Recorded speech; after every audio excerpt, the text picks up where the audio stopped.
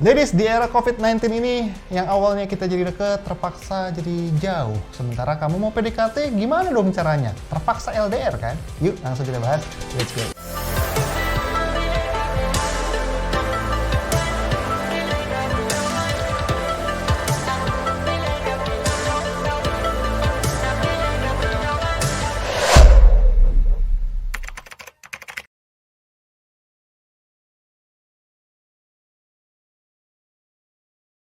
Yo ladies, Jose Aditya di sini. Apa kabar di era karantina mandiri seperti sekarang? Gue harap lu stay safe, stay di rumah aja, jangan kemana-mana dulu kalau misalkan nggak urgent. Karena ya di wabah-wabah seperti ini lebih baik kita sabar dulu. Kata pemerintah kan, bahkan sudah diperpanjang bukan 14 hari lagi, mungkin bisa sampai 3 bulan. So please stay di rumah. Mungkin lu sehat sekarang, mungkin lu ngerasa antibody lu kuat, tapi lu bisa jadi carrier dan nularin orang-orang yang nggak bersalah.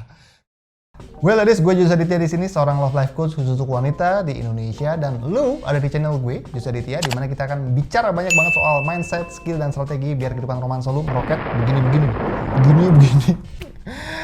Dan lu ada di segmen Logika Cinta Jose Aditya, di mana kita akan menggabungkan dua kekuatan besar, yaitu kekuatan pikiran kita dan juga kekuatan hati, sehingga lu masih punya kontrol di kehidupan romansa lu dan gak bucin-bucin amat. Nah teman-teman, hari ini kita akan bahas soal, sebenarnya banyak yang nanya dari kemarin, gimana coach caranya?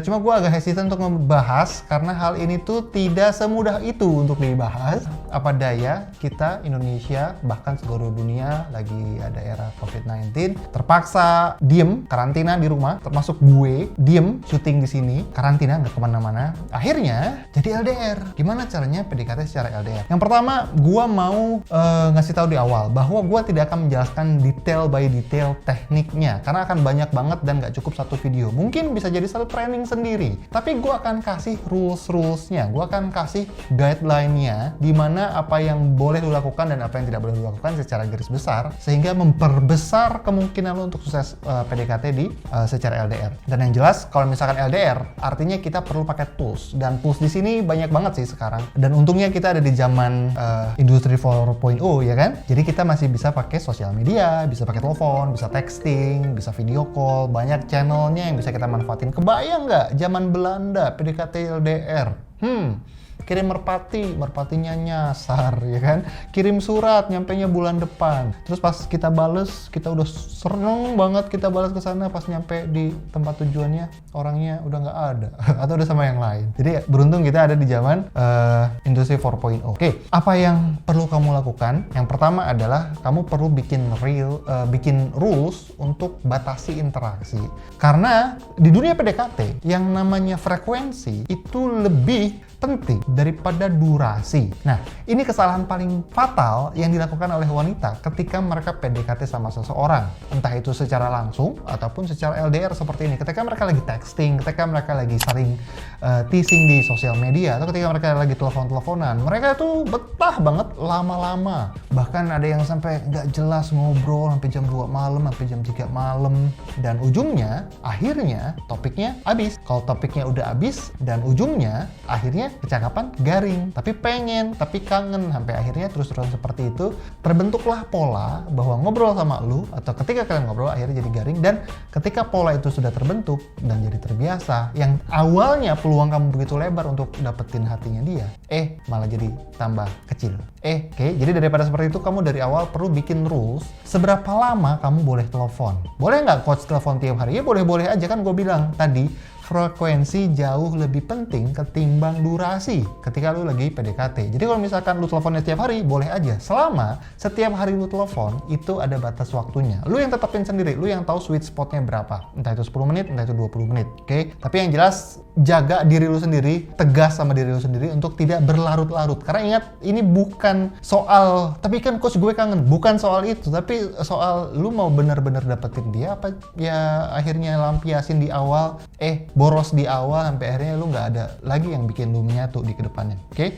Itu yang pertama. Jadi sebisa mungkin lu batasin, karena dengan hal ini lu menyampaikan dua pesan, dan pesannya sangat jelas. Pesan yang pertama adalah si cowok itu belum berhasil memiliki lu, dan yang kedua, pesan yang kedua, lu yang megang temponya. Karena kalau lu yang selalu akhiri, lu yang selalu udahan, ya gue cuma bisa ngobrol segini, artinya Kalau dia mau dapetin lu, dia perlu ikutin rules lu, dan akhirnya lu tidak lagi bisa dipermainkan oleh banyak orang. Lu perlu punya rules dan batasi, dan ingat, frekuensi jauh lebih penting daripada durasi. Aturan main yang kedua, mainkan polanya. Jadi gini, kalau lu lagi PDKT, lu tidak boleh terjebak pada satu rutinitas tertentu. Kayak misalkan nih, obrolannya template kayak lagi apa, udah makan atau belum, udah sholat atau belum, lah klise lah, sampah lah yang kayak begitu. Jadi kalau PDKT yang paling penting adalah lu perlu cari titik tengah antara kapan itu spontan dan kapan itu bisa ditebak. Karena kita manusia, makhluk paradoks. Kadang kita butuh kepastian, kadang kita butuh ketidakpastian. Lu kira Dufan ada di sana, itu buat apa sih? Itu untuk ketidakpastian kan. Untuk kita kalau ke Dufan naik Halilintar gimana rasanya ya? Variasinya seperti apa ya? Jadi ada sesuatu uncertainty yang kita butuhkan. Tapi kalau misalkan kita tiap hari pontang-panting naik Halilintar, apakah nyaman kan? Enggak. Kita perlu kepastian juga. Tapi pertanyaan gue, apakah kalau misalkan kita selalu pasti enak hidupnya, selalu pasti ngobrol sama orang, selalu pasti, oh jam segini pasti ngobrol sama dia, lama-lama kita nggak akan bosan? Tentu saja kita bosan. Jadi kita butuh variasi dan kita butuh kepastian. Nah, tugas lu sebagai orang yang megang tempo ketika PDKT, lu perlu pegang kendali tuh. Kapan ini bisa spontan, dan kapan ini bisa ada jam pastinya untuk lo ngobrol. Oke? Itu yang kedua. Dan yang ketiga, perhatikan ketika lo PDKT, ketika lo komunikasi, perhatikan kurva emosionalnya.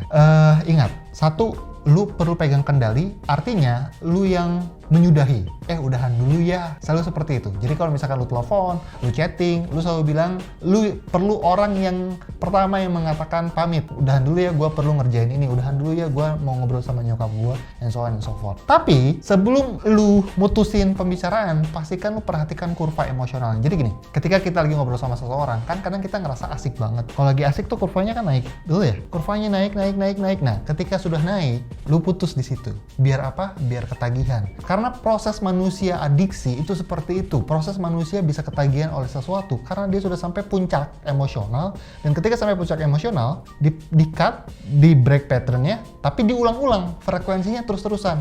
Sampai apa? Sampai akhirnya si cowok itu akan mikir, gue pengen ngerasain lagi emosional yang di atas itu, rasa seneng itu, rasa seru itu gitu. Dia pengen ngerasain hal yang. Jadi pastikan kurva emosionalnya lagi naik, abis itu lu cut. Jadi PDKT yang asik adalah PDKT yang lucu dan menyenangkan, di mana kamu bisa saling kenal, menemukan kesamaan dan menyentuh hati masing-masing, dan kamu bisa tanam benih cinta seperti yang gua sudah tulis di buku Happy Love Guide. Nah, mumpung di sini gua mau promo sedikit soal buku gue Happy Love Guide. Dan kalau lu belum punya, lu bisa baca versi e-booknya di link yang ada di bawah, atau lu bisa juga baca versi buku fisiknya, PO-nya terbatas sampai tanggal ini. Oke, jadi pastikan kalau lu pengen punya buku fisiknya ada di tanggal segini di website itu. Oke, silakan baca link yang di bawah. Thank you. Dan yang terakhir, teman-teman, ini yang paling penting sih, jaga hati lu. Karena nggak ada sesuatu orang pun yang bisa ngejaga hati lu selain diri lu. Dan bahkan faktanya tidak ada seseorang pun yang bisa membahagiakan lu kecuali diri lu sendiri. Tidak ada sesuatu yang bisa complete you kecuali diri lu sendiri.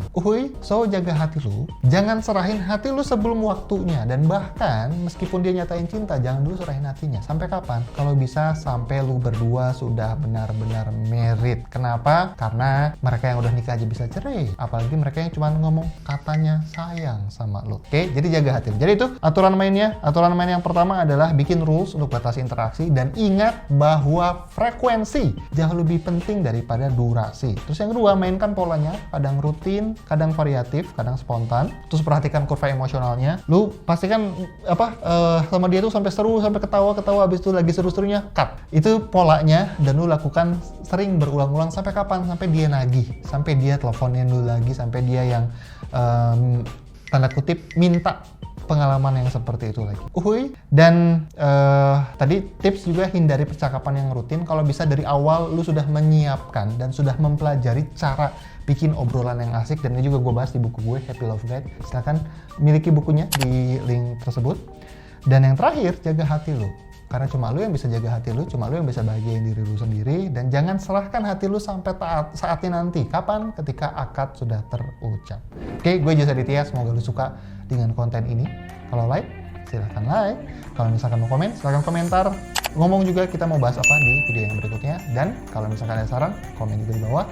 Kalau belum subscribe dan nyalain loncengnya biar lu dapetin notifikasi dari gue. Oke, gue Jose Aditya, thank you sudah menyimak. Be great, be love, and start today. Dadah!